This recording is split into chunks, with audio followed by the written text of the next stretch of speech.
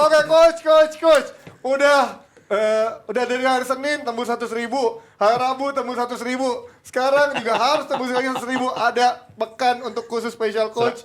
100.000 itu kecil. Tapi buat DPI kan jarang. Buat DPI udah lama nggak pernah. Dulu di awal-awal sering, di tengah-tengah jarang. Sekarang udah mulai sering lagi nih. Nah, kalau ngomongin Barcelona ini kemarin mungkin kalau dibilang leg kedua, mungkin mirip juga kayak kata-kata lo waktu Bayern kan. Di leg kedua bakal dihajar. Terus juga di leg kedua Barcelona juga di Camp Nou bakal menghajar. Tapi apa yang terjadi coach dari banyak yang bilang dari pemilihan Xavi aja kemarin udah ada beberapa yang katanya betul, salah gitu kan. Betul. Ya, nah, itu Xavi ini kepedean kalau gue bilang. Oke. Benar, tapi sebelum lo ngomong, gue lihat dulu nih flashback videonya nih. Renggang Tahun ini bisa juga hancur Serie kan A. Coach Ricky ya? Iya. Karena kan tahun ini hancur. Ya, Ya. artinya dari pemain yang ada di situ, dari timnya ada di situ ya. That's why kalau Barca nggak juara, udah Xavi pecat aja, Laporta pecat semua aja kalau nggak juara. Ada lagi baru beginian. Pecat aja, nggak ada guna tuh bener. Ya, tapi kan ini proses coach. Lu juga pasti setuju ini belum semusim buat dia gitu kan.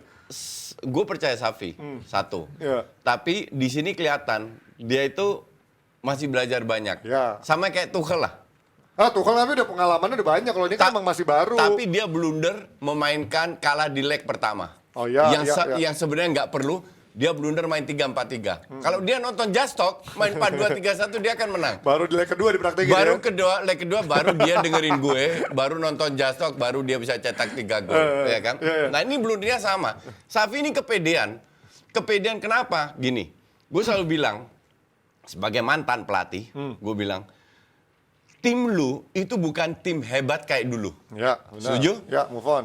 Tim lu itu masih kualitasnya di bawah City, Liverpool, Munchen. Of course. Oke? Nah, kalau lu mau menang lawan Frankfurt, apa yang harus lakukan? Lu harus adaptasi. Satu. Lu harus lihat squad lu apa. Squad lu ini kan bisa dibilang terbatas. Dan banyak yang cedera, Frenkie de Jong sakit, bla bla bla. Ya. Oke? Apa yang dia lakukan? Dia tidak punya back kanan. Ya. Dia paksa Mingueza. Pada saat Mingueza main, itu bak lawan 10 orang. Oke? Iya. Kalau Des kenapa coach? Emang belum fit juga ya? Baru sembuh cedera juga ya Des? Des nggak bisa main 90 menit. Oke. Kita lihat di leg pertama. Leg pertama skor 1-1. 1-1. Oke? Kita lihat bahwa, dan gua malu sepakat, lu siaran kan, gua masih ingat. Di babak pertama harusnya Frankfurt unggul. Setuju banget. Lebih banyak peluang. Ya. Sekarang kita lihat, karena tim lu nggak bagus, lu lihat kelemahannya dong. Ya. Lu puter lagi itu 90 menit. Apa yang terjadi kesalahannya nih? Apa? Kekuatan Frankfurt itu kan counter attack yang sangat eksplosif. Betul. Tak depan, shoot. 1-2 sentuhan Ya. langsung ke depan. Karena kualitas pemainnya ya so-so, Pas-pasan. makanya di leg pertama babak 1 nggak bisa cetak gol. Ya. Banyak peluang. Ya. Ini yang harus diantisipasi, bukan? Iya. Iya kan? Iya.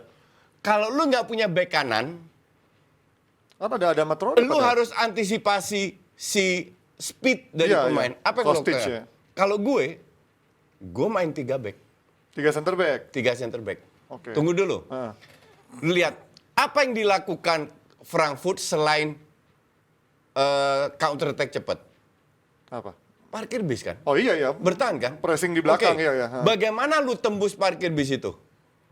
Dengan bola-bola atas kan? Kan kemarin praktis kalah. Kemarin long ball doang ya. Exactly. Crossing. Lu nggak punya Des, Alves nggak didaftarkan, Ya, Alba doang di kiri paling. Alba doang di kiri. Untuk mengantisipasi, Alba ini kan lumayan punya speed. Betul. Mending jangan disuruh overlapping, tapi main 3-4-2, main long ball aja. Dua di depan siapa? Luke de Jong sama siapa namanya? Auba, oke. Ngerti nggak? Nah, gua akan bermain seperti itu. Hanya untuk mengantisipasi karena lu tidak punya pemain yang bisa bermain 4-3-3. Entah itu cedera, entah nggak didaftarkan, entah apa. Oke. Satu. Ya. Oke. Kedua, Xavi ini terlalu pede dengan pemain Spanyol. Ya. Contohnya siapa? Gavi. Contohnya, bukan. Nico selalu diberi kesempatan. Bener nggak? Iya. Padahal orang juga, gue rasa netizen Wakanda pun bilang ini pemain nggak bisa main, ngerti nggak? Ini kayaknya di DPI juga ada yang sering bilang gitu deh. Benar ya? Benar. Nico, ya. Udah sering dikasih kesempatan Nico ya. Niko, Vaniko tapi nggak terus bercanda gue. Bercanda ya Niko.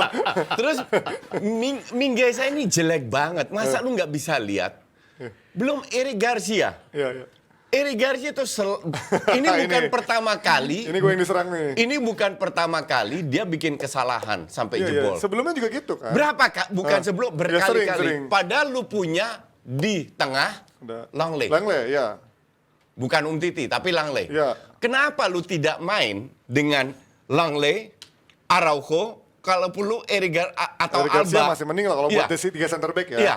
Main dengan 3 center back atau Alba, ngerti nggak? Alba cover ke kiri tapi dia nggak overlapping untuk speednya.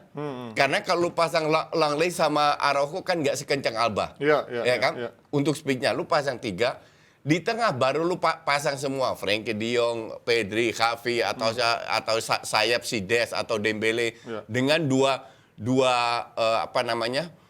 striker. Auba dan Luuk de Jong. Ya, jadi lu ketemu, lu punya surprising element. Lu harus surprise ini Eintracht Frankfurt. Tapi kan belum Kemarin nggak ada surprise-nya. Tapi kan belum tentu bisa jalan juga coach dengan dua striker itu Tapi kan. at least bola atas lu masih menang. Oh. Peluang menang bola atas lebih besar. Walaupun juga back-backnya itu sebenarnya juga back-back tangguh juga ya. Dika, Sering Hinteregger, menang. sering menang juga ya kan. Sering menang karena Auba sendirian.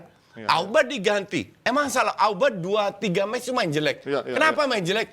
Nggak disuplai sama sekali kok. Oke, sedikit Mas Gita, gimana kemarin melihat bagaimana Barcelona menerapkan 4-3-3 yang memang tadi kalau kata coach harusnya ganti formasi, tapi sebenarnya kan ada pilihan yang kayak dia harusnya nggak usah jauh-jauh deh, nggak usah pakai strategi yang berbeda. Makanya orang yang tepat gitu. Araujo tetap back kanan, Langley masuk atau taruhlah ada Matoroya kan bisa jadi back kanan juga sebenarnya dulu Kalau zaman gue bilang pada saat line up keluar tuh gue agak aneh dengan pilihan belakang mereka. Oke, ya. Dan kalau lihat antisipasinya kan Frankfurt pasti akan nggak parkir bis amat sebenarnya. Iya. Tapi serangan balik mereka tetap bahaya. Dan kalau kita lihat gol kedua stunner tadi yang dilakukan oleh Boré itu kan benar-benar datang dari kejutan buat Barca ya. Dan itu bagaimana nggak rapetnya barisan belakang Barca. Dan kalau gue lihat adalah pilihan 2 center back mereka yang agak aneh pada saat line up itu. Itu yang nggak kayak Barca ini siap untuk ke depan untuk cetak gol, tapi tidak pada saat untuk mengantisipasi serangan-serangan lawan. Ini yang gue bilang salahnya Xavi. Tapi kalau Xavi itu pede dengan hasil-hasil selama Januari sampai April, nggak heran kalau dia jadi demikian pede jadinya. Gini. Dia pede oke. Iya. Asumsi dia sebagai pelatih, ngapain gue ganti sistem karena toh ini cuma friend dan gue main di kanan. Oke, lu main 4-3-3. Ya. Lu ketinggalan 2-0. Iya dong. Ya. Di babak pertama apakah jadi masalah? Nggak jadi masalah. 2-0 itu nggak jadi masalah. Tapi di babak kedua lu udah rombak. Iya kan, tapi dia sempat masukin Frenkie de Jong langsung di awal kan. Ganti Pedri. Iya. Jadi ganti pemain dengan posisi yang sama. Oh, Ngerti nggak? Iya. Jadi tidak ada perubahan sistem. Sampai 3-0 baru dirubah. Lu tolol. Ngerti nggak?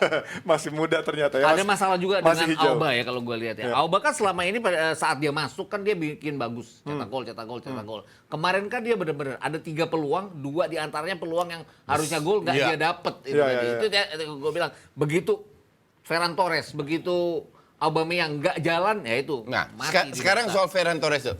Dia kan sering pasang Ferran Torres di kiri. Iya. Jadi ditariklah White.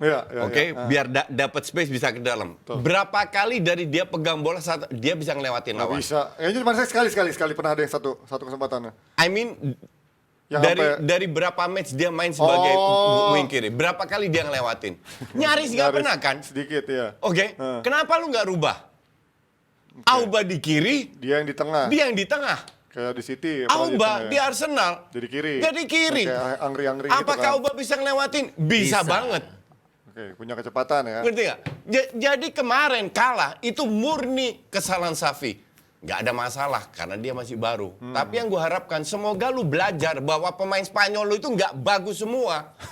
Tapi Ngerti nggak? Xavi kan pernah berapa minggu yang lalu kan dia sempat bilang gini, Real Madrid itu DNA-nya berhasil. Dengan main jelek sekalipun berhasil. Kalau DNA-nya Barca kan harus menang dengan main bagus. Ya, Nah, betul. dia coba dengan main bagus. Begitu dia gagal, dia tuh nggak punya second plan. Kalau coach tadi bilang bahwa long ball itu bukan Xavi. Iya. Jadi benar-benar dia, gue mentok di sini jadinya. Gue setuju itu bukan Xavi dan gue pun nggak mau lihat. Iya. Tapi the point is sekarang Harus lolos. karena kualitas pemain lu Pemainnya. tidak super, lu harus mau berubah.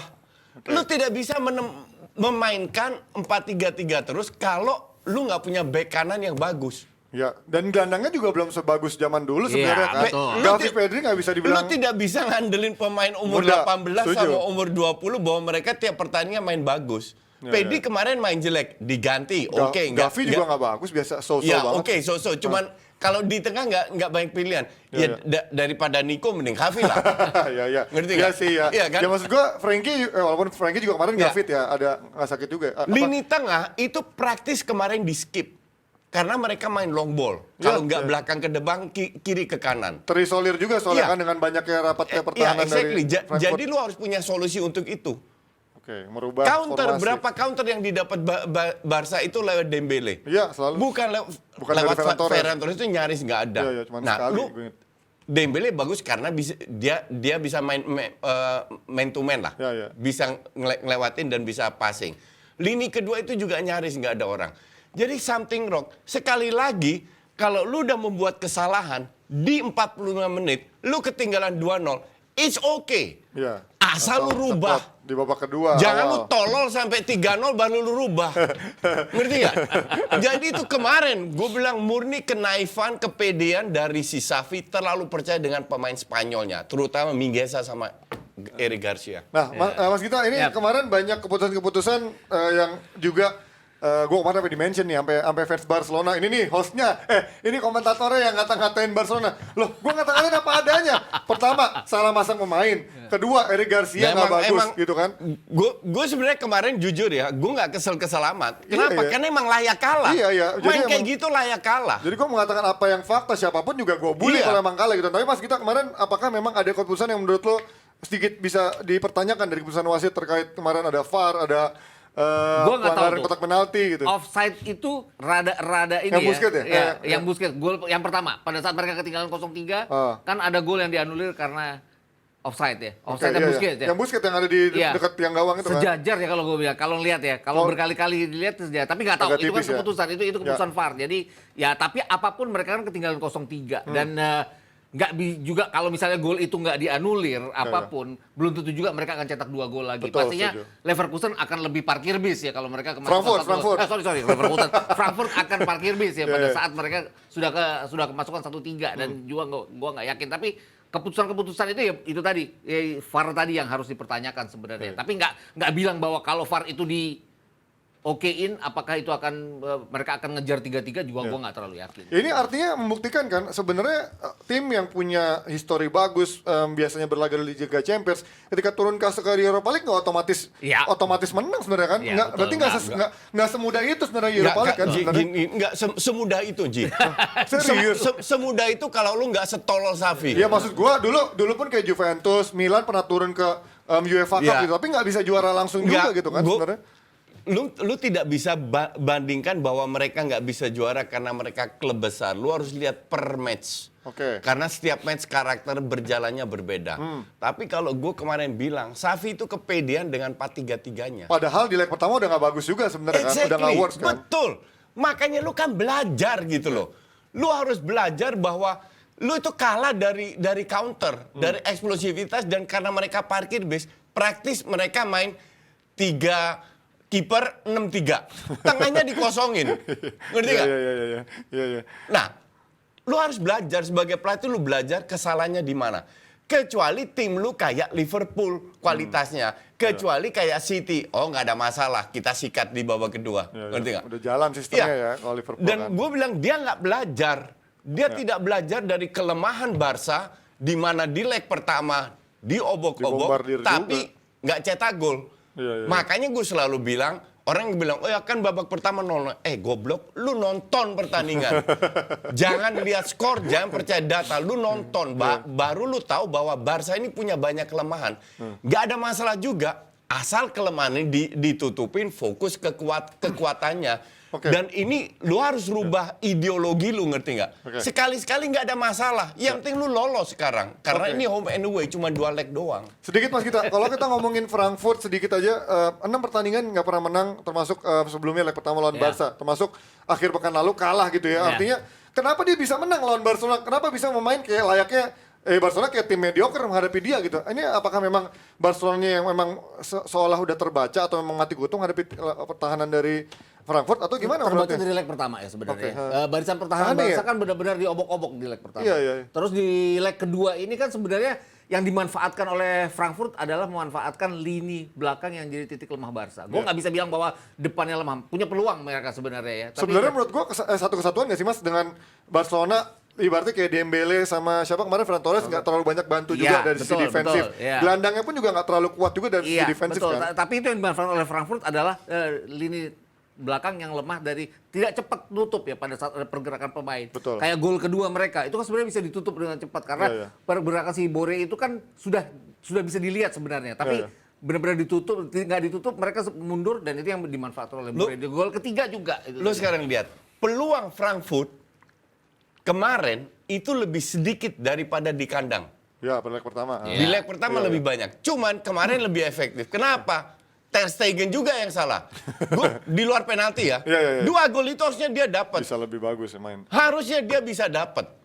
Ter Stegen tidak layak performa terbaik ya. Mungkin karena juga backnya nggak meyakinkan buat dia, jadi deg-degan juga Sebenarnya kan. dia punya 2 save loh si Ter Stegen di pertandingan kemarin. Itu tugas dia sebagai Iya, kiper iya. melakukan save. Kalau satu save itu dihitung enak bener ini kiper. Terus tugasnya apa kalau nggak melakukan save?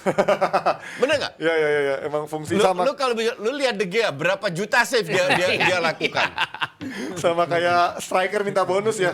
Fokusnya kan dia emang ngegolin. Iya. Masa minta bonus untuk ngegolin. Oke, tapi kalau yang itu dia dari Barcelona hanyalah tinggal nama sekarang.